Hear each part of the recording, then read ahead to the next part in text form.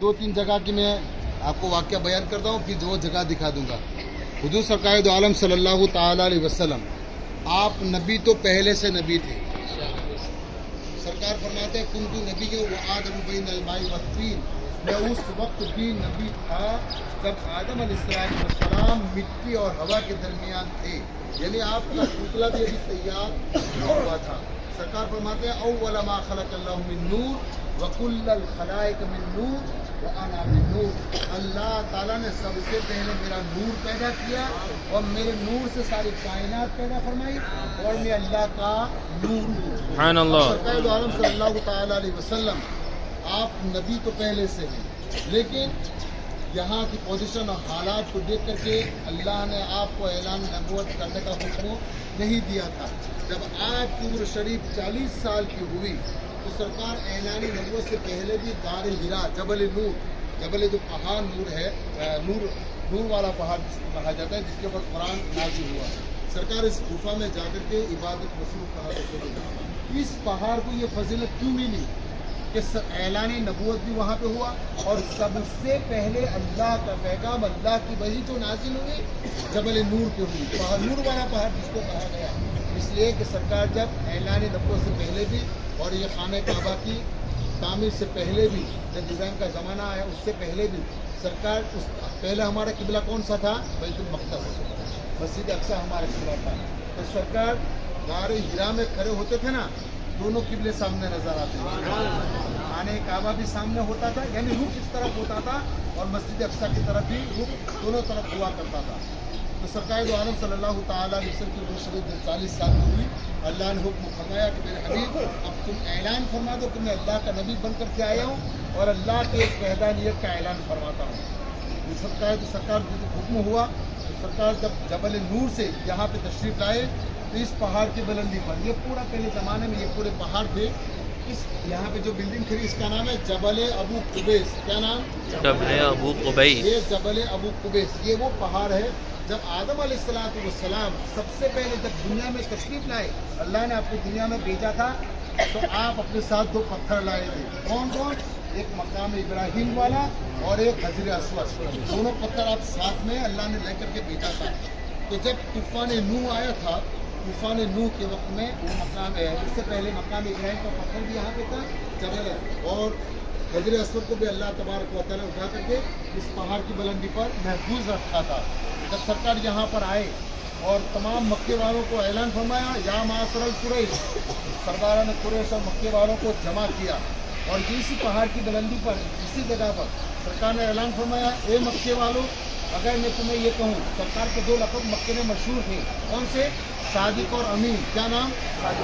صادق اور امین، یہ 2 لقب سرکار کے مکے میں مشہور تھے، یہاں تک کہ منافق لوگ بھی اپنی امانت سرکار کے پاس رکھتے تھے، ان کو معلوم ہے کہ یہ کبھی جھوٹ نہیں بولا ہے، یہ کبھی امانت میں خیانت نہیں کرتا ہے۔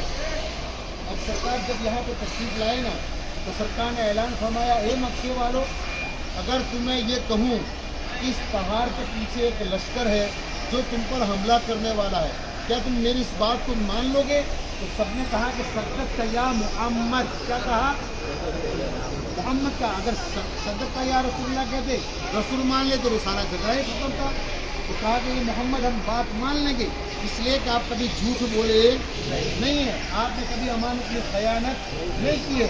تو سرکار نے فرمایا، مکے والوں، اللہ تمہارا بھلا کرے، جب میری بات کو تم یقین کرنے کے لیے تیار ہو، اب اس پہاڑ کے پیچھے لشکر ہے یا نہیں ہے تمہیں پتہ نہیں ہے، لیکن میرے کہنے پر تم اس بات کو ماننے کے لیے تیار ہو کہ لشکر بالکل حملہ کرے گا، تو میرے ہی کہنے پر بغیر خدا کو ایک مان، سبحان اللہ، بغیر دیکھے خدا کو ایک تسلیم کر لو۔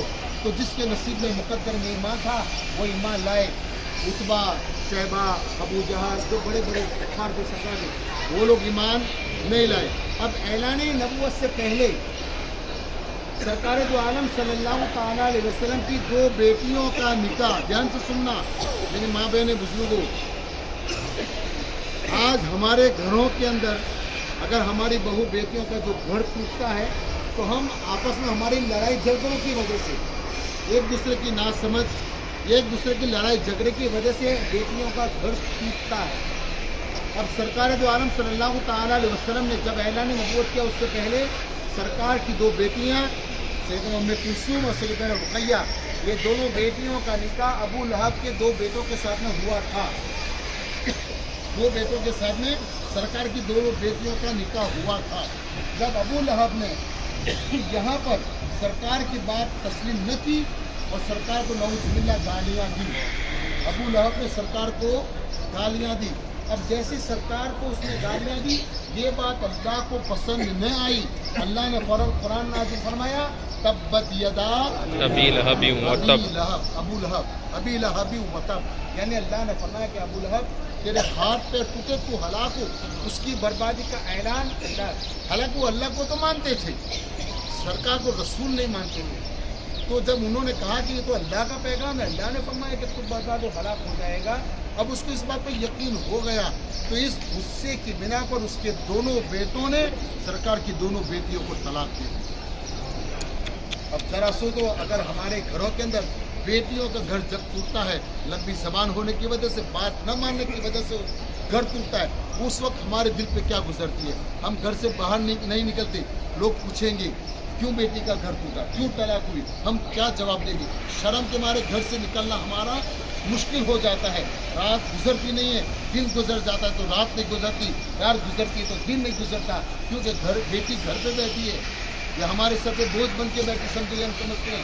تو ذرا سوچو، ہمارے پر اتنی بڑی مصیبت گزرتی ہے اپنی غلطی کی وجہ سے. اب سرکار کے اوپر یہ مصیبت آئی تھی کس کی بنا پر؟ اسلام کی سربلندی کے لیے، اسلام کے پرچم کو بلند